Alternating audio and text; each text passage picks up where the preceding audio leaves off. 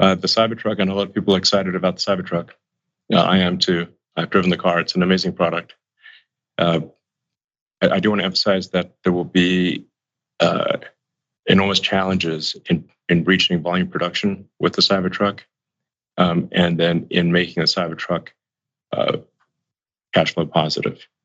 This is simply normal. The demand is off the charts. We have over 1 million people who have reserved the car, so it's not a demand issue, but we have to make it. Yeah, so that was back in late 2023. Elon Musk talking about the Cybertruck, talking about the state of Tesla, and my, have things changed quite a bit in about a year and a half.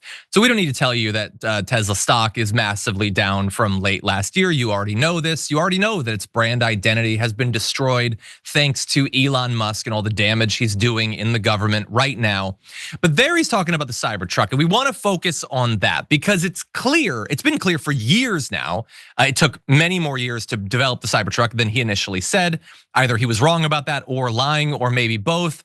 But the idea was this is like the next phase for Tesla. So finally, Elon Musk was determining what one of their cars was gonna be like. It's not just going to be, regular sedan or whatever that the engineers come up with. He cooked up this PlayStation 2 sort of fever dream thing, and it hasn't really worked out the way that he thought it would. So he said there's not a demand issue.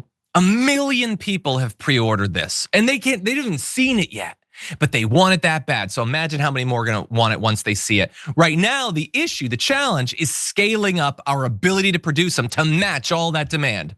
Well, for all the problems, Elon Musk has 99 problems, but scaling up the production of the Cybertruck's not one, because you haven't actually had to worry about making a lot of those. It's been available for like a year and a half now, and they have sold 46,000 of them. Now look, is 46,000 electric trucks that cost a bunch of money that bad? Maybe not. It's sort of a niche vehicle, I guess. But that's not how it's been presented to us by Elon Musk for literally years. He's implied that this is the best truck that's ever been made. It's amazing, it's better than you can imagine. We should all hope that the apocalypse comes so we can tool around in one of these things and be bulletproof or whatever. And so the issue is that it hasn't really worked out the way he hyped it up that it would.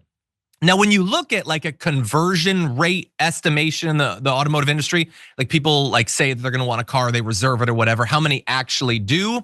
They say it generally is between 2 to 16% of those actually mean something. And so at the 46,000 thing, that would be about 5%, which is at the lower end of the scale, which isn't great. It also assumes, I guess, that every one of the Cybertrucks that has sold is one of those pre-orders. There hasn't been any organic growth and interest for the car, which wouldn't be good, but let's give them this, I guess.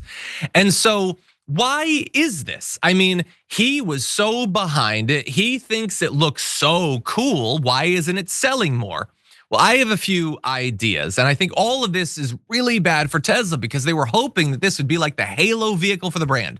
The main issue, and I've talked about this multiple times, is he lied to everyone about what it was going to cost. He said you'd be able to get one for $39,900, which is not a lot of money for an electric vehicle. It's certainly not a lot for one that looks like a concept car and is supposed to be super fast and everything. It's cheaper than most other Teslas.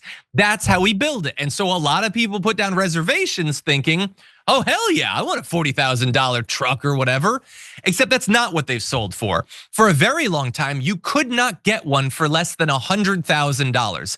I believe it is now technically possible to get one for more than $80,000, but even so, that's twice what he hyped it up to be. When you tell people something's gonna cost X and it costs 2X, they don't generally like that.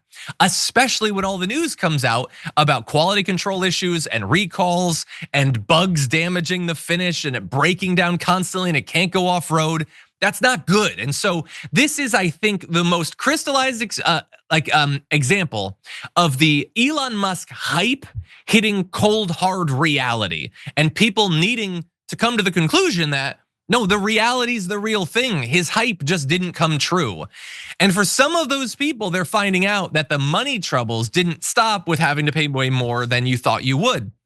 One Tesla Cybertruck owner reports that Carvana quoted him less than $60,000 for his 3-month-old Cybertruck, which has merely 2,000 miles. Okay, now it only has 2,000 miles, not necessarily because he doesn't like driving it. Most of them seem to spend most of their time in service. But anyway, it's a basically new Cybertruck and they're only offering $60,000. Now he makes clear in his little Facebook group that he doesn't actually want to sell it. If you indicate something like that in a group like this, you'll probably be banned. But he is frustrated that the value has gone down so much, but there's a reason for it. If there's not a lot of demand for the vehicle, they're not gonna pay you what you think it's worth. Also, a lot of the owners are apparently seeing increases in their insurance premiums. One guy said his just went up 23%. Now, that could have something to do with the vandalism. And if so, don't vandalize the trucks, these regular people. It's not Elon Musk's Cybertruck that you're destroying or whatever. But it could also be that they break down a lot and that they have safety problems. Maybe that's what the insurance company is sort of factoring into the price. In any event, all of this is kind of just a storm of the worst sort of news for a vehicle that was supposed to help Tesla get over again, especially with younger people, make the brand exciting and sexy.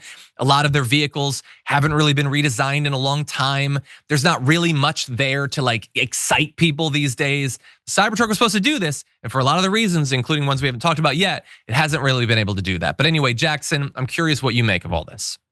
The Cybertruck looks like something out of a PlayStation 1 game, or like something that like something Elon drew on a napkin and was like, go make this. Like I've never been that big of a fan of it. I mean, I think overall Tesla's a fine company. Their electric vehicles are, it's Elon Musk that's the problem.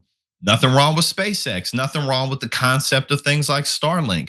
The companies that he's the head of are just fine. But as you pointed out, his hype running into reality, it was always gonna come to this. And I think Elon being in government and doing all the stuff he's doing with Doge and the throwing up the Sikh hiles all over the place, that really corroded his hype faster than it otherwise would have.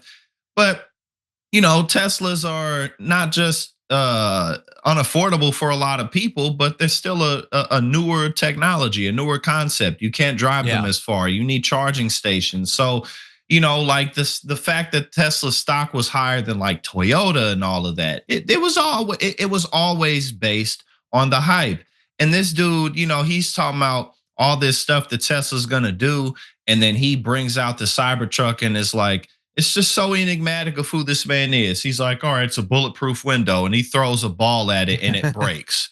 Like, bro, you couldn't make sure that didn't happen in a public demonstration. Like, you could have put bulletproof glass on that car. You know what I mean? But that's just who he is. So, it's and also, things getting recalled, stuff like that happens, and this wouldn't be as big of an issue if one, Elon Musk wasn't hyping everything. Well, really, if he wasn't hyping everything up, it's so big. If this wasn't supposed to be this indestructible, incredible vehicle, then people wouldn't be clowning him the way that it is, because things happen. Stuff goes wrong.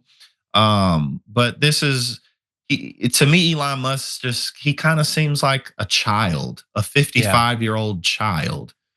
I know, and the reason that I care about this is because I think this little case study tells you everything you need to know about what it means to have Elon Musk in charge of something. That, like, as you pointed out, they make the Model 3, the Model S. People seem to like those. I don't like all the lies that have been told about full self-driving and everything. But like, people seem to like those. Engineers made those. He decides, now I want this truck. And by the way, if you think that the Cybertruck looks cool, that's fine. I don't personally, but I don't have an issue with you if you think that it looks cool. But like, he insists on all these things, not because the engineers think it's a good idea, but because he thinks it's a good idea. I need it to look like this. I need it to have this finish. I need to rush it. And so it has all of these massive issues and failings because of him. Tesla can work, but Tesla with Elon Musk, it just can't anymore. The brand identity has been absolutely shredded. And when he gets involved in designing these vehicles, he ruins the entire thing. And so Tesla shareholders and the board, you need to divorce yourself from this loser before you lose your entire brand.